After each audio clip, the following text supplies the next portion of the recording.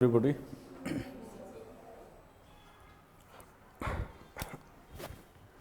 आज हमारे बीच में रोहन चांदा जो 25th रैंक से सेलेक्ट हुए हैं आरजेएस 2025 में, वो आए। रोहन को बहुत बहुत बधाई और शुभकामनाएं इस अचीवमेंट के लिए। रोहन का होम टाउन जयपुर ही है।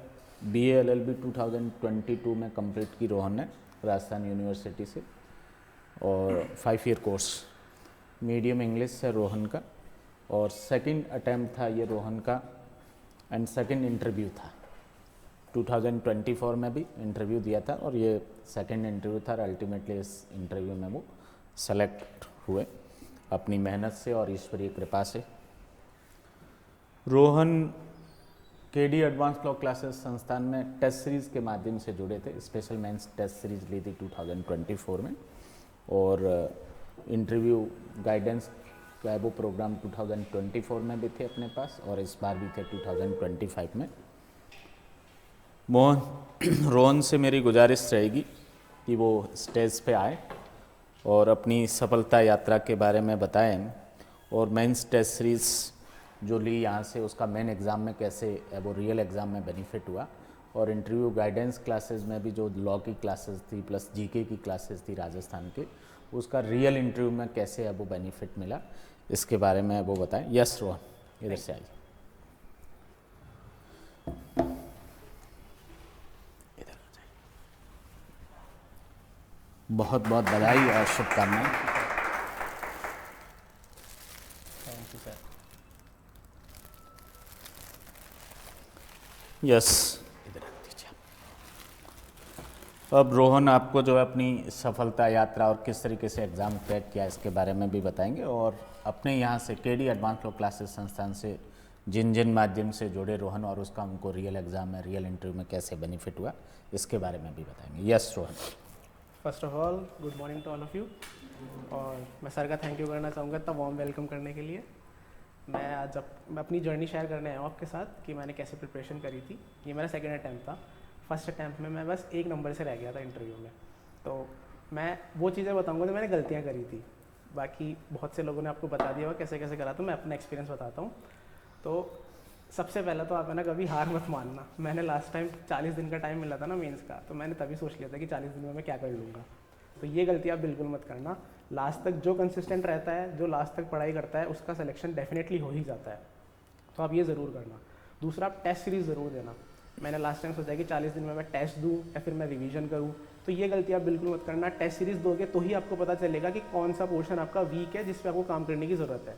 कॉन्सेप्ट आप सबको पता हो जाते हैं, प्री तक आप इतना पढ़ लेते हो कि कॉन्सेप्ट सबको पता होता है। तो टेस्ट सीरीज़ कभी मत छोड़ना, सर की टेस्ट सीरीज़ ज़रूर लेना। मेरे को बेनिफिट टेस्ट सीरीज़ से ये हुआ कि टाइम मैनेजमेंट हो जाता था। प्री के टेस्ट सीरीज़ में सर के बहुत अच्छे क्वेश्चंस होते थे, केस लॉ वाले भी होते हैं, सिचुएशन बेस्ड भी होते हैं, तो आप वो ज़रूर देखना। उनसे आपको टाइम मैनेजमेंट करना बहुत अच्छा आ जाएगा।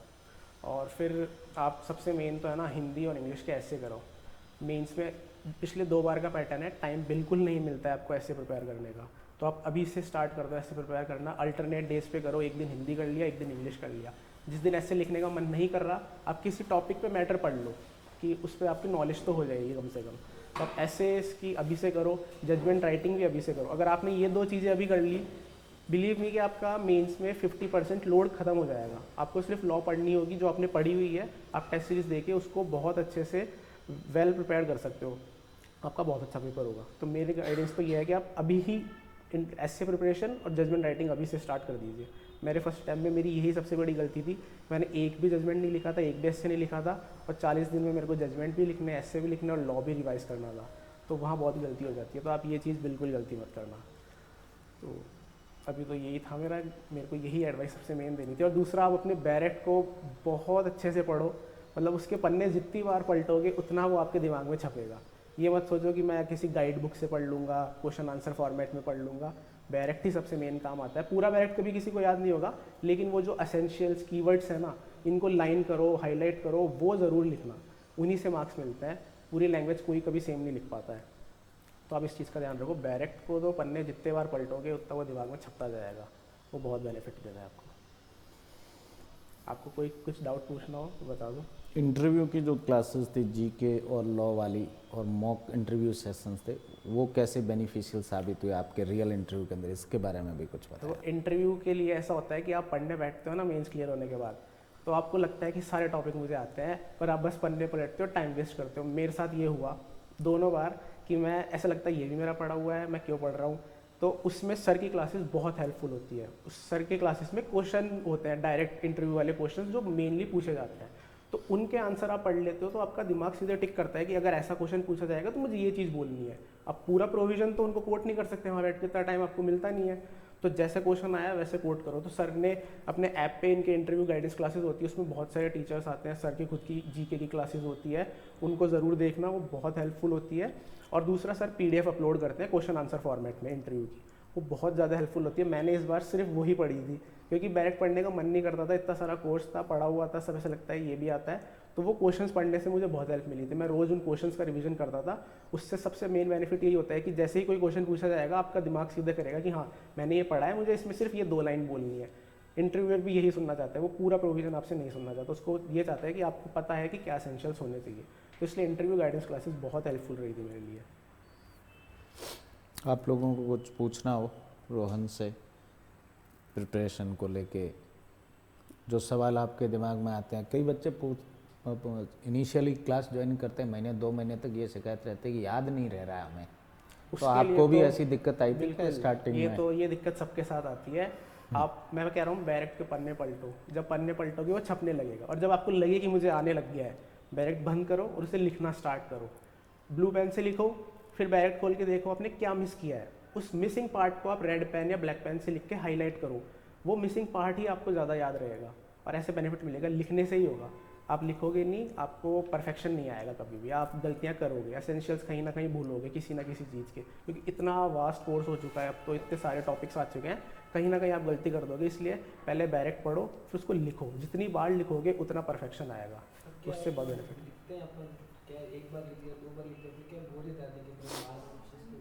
यही तो है, आधे से ज़्यादा 90% बच्चे यहीं पे रुक जाते हैं।